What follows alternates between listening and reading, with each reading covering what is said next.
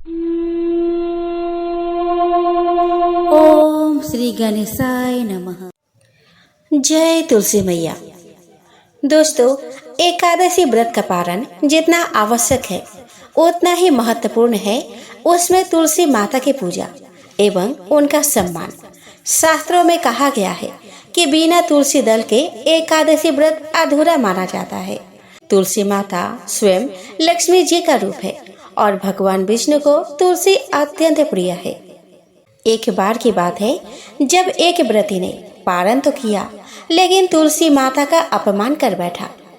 तब क्या हुआ, यही है वह कथा जो न केवल हमें व्रत की मर्यादा सिखाती है बल्कि तुलसी माता के दिव्य स्वरूप का भी बोध कराती है। इस कथा में छिपा है भक्ति का सार और तुलसी के प्रति श्रद्धा का महत्व जो व्रत को पूर्णता की ओर ले जाता है।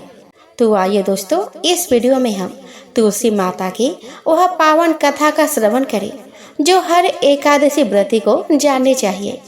तो दोस्तों, बहुत पुरानी बात है। किसी गांव में ब्राह्मण और ब्राह्मणी रहते थे।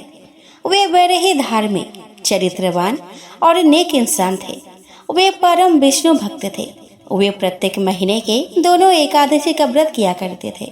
भगवान की कृपा से उनके घर में किसी चीज की कोई कमी नहीं थी।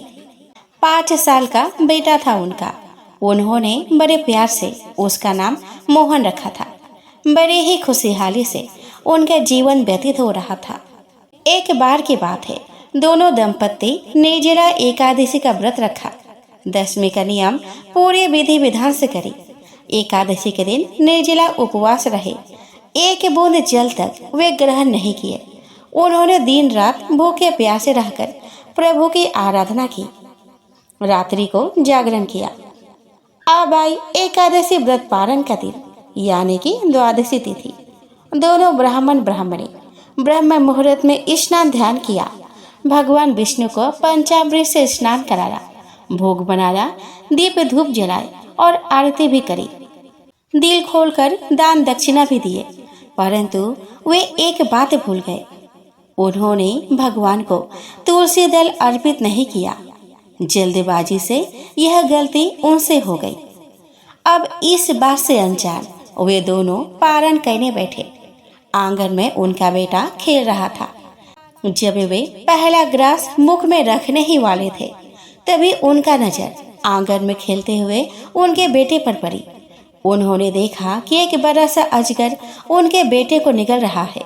वे दोनों दौड़े भागे आए आंगन में, पर तब तक वह अजगर उनके बेटे को पूरी तरह से निकल चुका था और वह जंगल की ओर भाग गया। अब ब्राह्मण और ब्राह्मणी करे तो क्या करे, ऐसा क्यों हुआ उन्हें पता ही नहीं चला। दोनों माथा पकड़कर बैठ गए। उनके दुख का कोई सीमा नहीं रहा। रो रो कर उनकी हालत खराब हो गई। वे अब करे भी तो क्या करे। यह बात आगे की तरह पूरे गांव में फैल गई। सभी लोग डर के मारे अपने अपने बच्चे को घर में बंद कर दिए ताकि उनके बच्चे को वह अजगर उठाकर ना ले जाए। पूरे गांव वाले सदमे में थे कि यह क्या हो गया। उस गांव में एक बुढ़िया माई भी रहती थी। जब उन्होंने यह बात सुनी तो वह दौड़ी दौड़ी चली आई ब्राह्मण और ब्राह्मणी के पास। ब्राह्मण और ब्राह्मणी ने सारा हाल कह सुनाया कि कैसे उन्होंने निर्जला एकादशी का व्रत किया, कैसे उन्होंने आज पारण के दिन भगवान की पूजा करी, उन्हें क्या भोग लगाया, दान दक्षिणा में क्या क्या दिया। बुढ़िया माई ने जब छानबीन की तो उन्हें पता चला कि आज के दिन वे भगवान को तुलसी दल का भोग नहीं लगाया है। तब बुढ़िया माई ने ब्राह्मण और ब्राह्मणी से कहा कि तुम लोगों ने एकादशी का व्रत तो की, पर बिना तुलसी अर्पण किए भगवान का भोग लगाया। यह व्रत अधूरा है। जिस तुलसी को श्री हरि के चरणों में स्पर्श प्राप्त है उसका तिरस्कार कर तुमने पुण्य की जगह अपुण्य कमाया है। तुलसी दल के बिना भगवान विष्णु भोग ग्रहण नहीं करते हैं। उन्हें भोग न लगा के तुम लोग पारण करने बैठ गए, इसीलिए शायद वे तुम लोगों से नाराज हो गए हैं।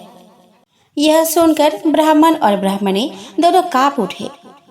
उन्होंने बुढ़िया माई से कहा कि हे माता, अब आप ही बताइए कि अब हम क्या करें।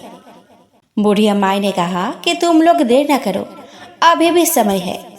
भगवान को दोबारा भोग लगाओ और हाँ, इस बार तुलसी दल चढ़ाना नहीं भूलना और अपने गलती की माफी भी मांगना। ब्राह्मण और ब्राह्मणी ने ठीक वैसा ही किया।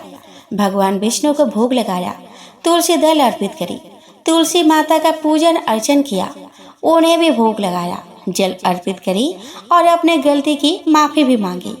देखते ही देखते वह विशाल अजगर जंगल से वापस आया और उसके पुत्र को उगलकर फिर जंगल के तरफ चला गया।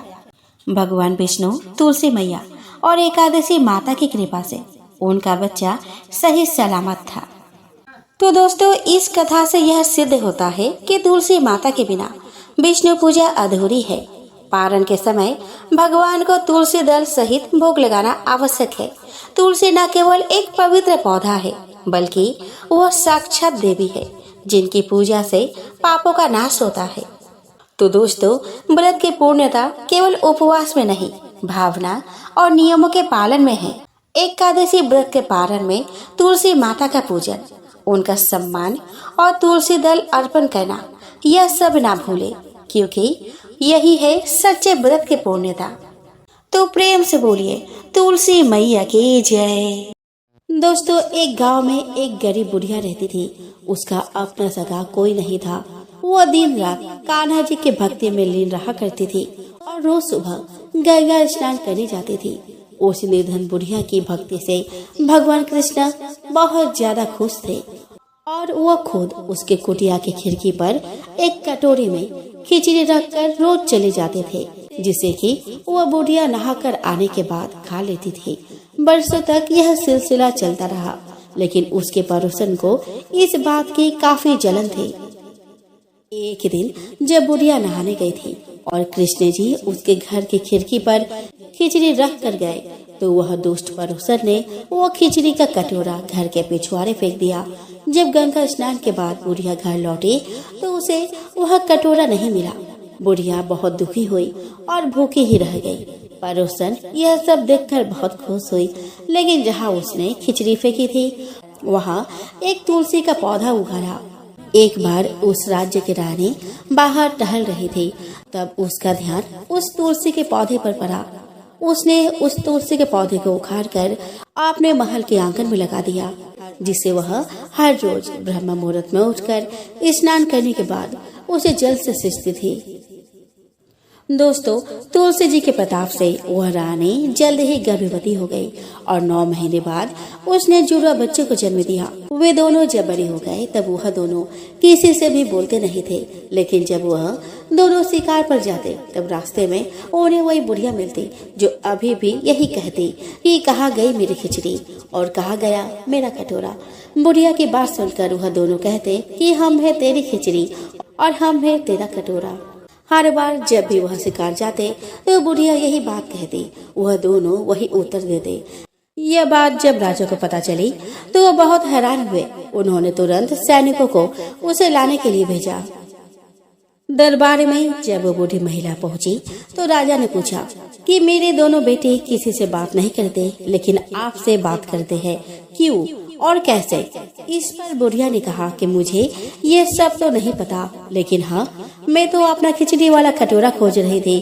तब एक दिन ये दोनों मुझे मिले और कहने लगे कि मैं आपका कटोरा हूँ और मैं ही आपकी खिचड़ी हूँ, और तब से ये मुझसे मिलने आने लगे। राजा को यह सब सुनकर काफी हैरानी हुई, लेकिन उसने बुढ़िया को प्रणाम किया और उन्हें राज दरबार में विशेष अतिथि बनाकर हमेशा के लिए रख लिया। यह बात देखकर दोनों राजकुमार काफी प्रसन्न हुए। उन्होंने तुरंत राजा को प्रणाम किया और दोनों ने बोलना प्रारंभ कर दिया। संयोग से यह सब कार्तिक माह में हुआ था। तब से ही कार्तिक मास में पवित्र नदियों में स्नान करने और तुलसी सींचने का रिवाज बन गया। किसी गांव में एक ब्राह्मण और ब्राह्मणी रहते थे। वे बहुत ही उदार, दयावान और ईमानदार थे। ब्राह्मणी के 2 पुत्र थे, लेकिन कोई पुत्री न थी। अतः ब्राह्मणी हर रोज अपने आंगन में लगी तुलसी माता को सींचती और प्रार्थना करती कि हे तुलसी माता, मुझे आप ही के जैसे एक पुत्री चाहिए। वह रोज तुलसी जी से यही प्रार्थना करती। कुछ दिनों बाद ब्राह्मणी गर्भवती हुई और उसने बहुत ही सुंदर पुत्री को जन्म दिया। पुत्री में तुलसी माता के सदृश ही गुण थे और वह तेजस्वी प्रतीत हो रही थी। ब्राह्मण बहुत ही गरीब था। पूजा पाठ के समय जो दान में मिलता उसी से ही उसका और उसके परिवार का गुजर बसर होता था। ब्राह्मण और ब्राह्मणी ने अपने बच्चे का नाम सुवर्णलेखा रखा। सुवर्णलेखा की एक बहुत ही अच्छे दोस्त थी जिसका नाम था चमेली। दोनों एक ही साथ घूमते, खेलते, नाचते और गाते। एक के बिना दूसरे का कोई काम न चलता था। सुवर्णलेखा को तुलसी माता से एक वरदान प्राप्त था कि कोई भी व्यक्ति अगर सच्चा मन से उस पर एक मटकी पानी डाले तो वह तुलसी के पौधे में बदल जाती एवं उसमें मोतियों का फूल लगते एवं जब दूसरे मटकी का पानी उस पर डाला जाता तो वह पुनः लड़के रूप में आ जाती। लेकिन यह बात स्वयं सुवर्णलेखा को पता नहीं था। एक रात खुद तुलसी माता ने उसे स्वप्न में आकर बताई। सुबह नींद से उठने के बाद उसने यह बात अपने सहेली को बताई। बात को सिद्ध करने के लिए एक दिन सुबह जब सब सो रहे थे तब सुवर्णलेखा ने अपने सहेली को बोली कि जाओ 2 मटकी पानी भर लाओ। एक मटकी पानी अभी मेरे ऊपर डालना और दूसरे मटके पानी पौधे बनने के बाद मेरे ऊपर डालना। सहेली ने ऐसा ही किया। पहली मटकी के पानी डालते ही वह एक सुंदर शाखा प्रशाखा युक्त तुलसी के पेड़ में बदल गई और उसमें मोती के फूल उगने लगे। पौधा बने सुवर्णलेखा ने अपने सहेली से कहा कि मेरे ऊपर लगे मोती को तोड़ो, लेकिन संभल कर तोड़ना ताकि मेरी टहनी ना टूट जाए।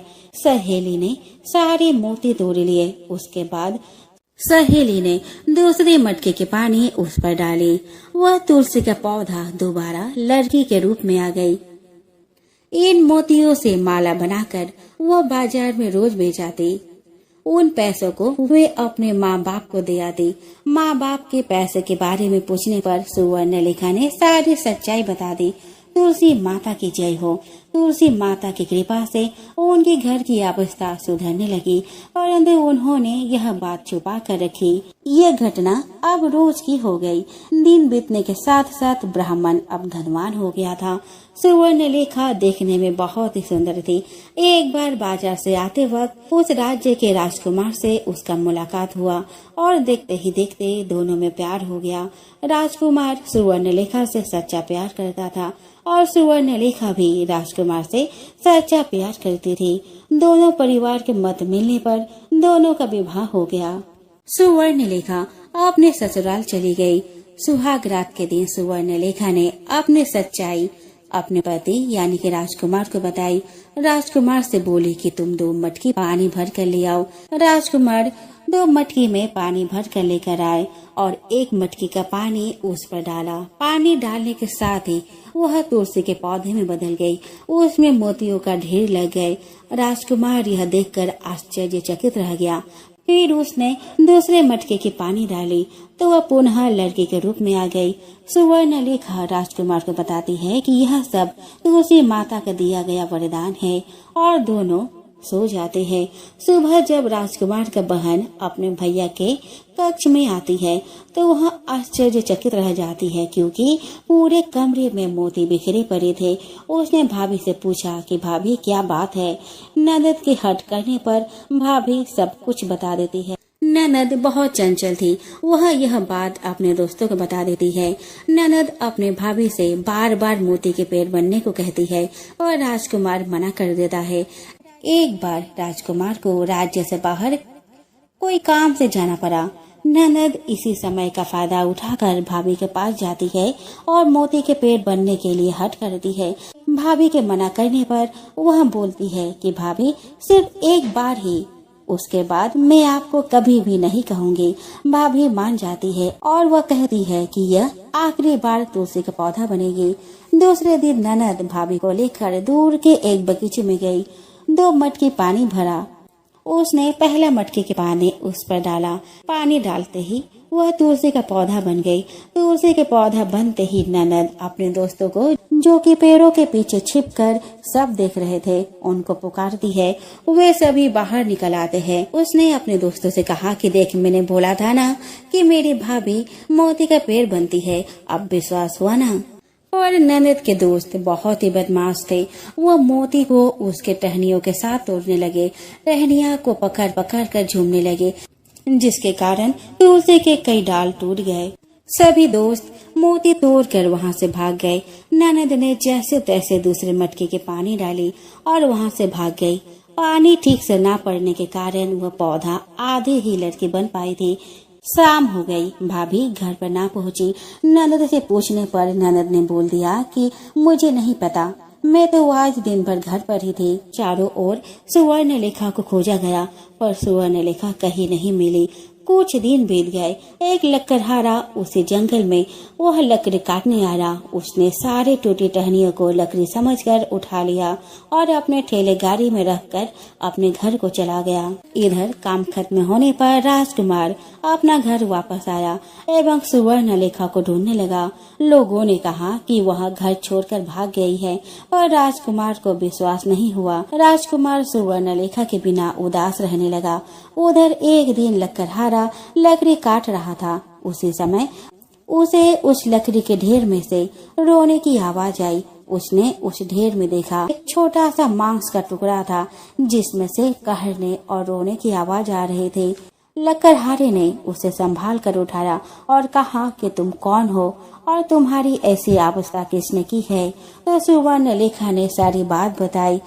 तब लकड़हारे ने उसे उस बगीचे में लेकर आया जहाँ से वह उसे उठा कर ले गया था, पर दुर्भाग्य से उस पौधे के बाकी हिस्से उसे नहीं मिले। अतः लकड़हारे ने सोचा कि उसे राजकुमार को ही सौंप देना अच्छा होगा। अतः उसने राजकुमार को खबर भिजवाई। राजकुमार भागते भागते सुवर्णलेखा के पास आया और उसे देखकर रोने लगा। सुवर्णलेखा ने सारी बात कह सुनाई। राजकुमार सुवर्णलेखा को लेकर राजमहल आया। उसने बड़े बड़े ब्राह्मणों को बुलाया एवं इसका उपाय पूछा। ब्राह्मणों ने कहा कि यह तुलसी जी का वरदान है, तो तुलसी माता ही इसका कोई रास्ता दिखाएगी। सब ने तुलसी माता की गुहार लगाई और तुलसी माता प्रकट हुई। उन्होंने सुवर्णलेखा को ठीक कर दिया एवं आशीर्वाद देकर अंतर्ध्यान हो गई। राजकुमार ने अपनी बहन एवं उसके दोस्तों को दंडित किया एवं राज्य से निकाल दिया। सुवर्णलेखा एवं राजकुमार खुशी खुशी रहने लगे।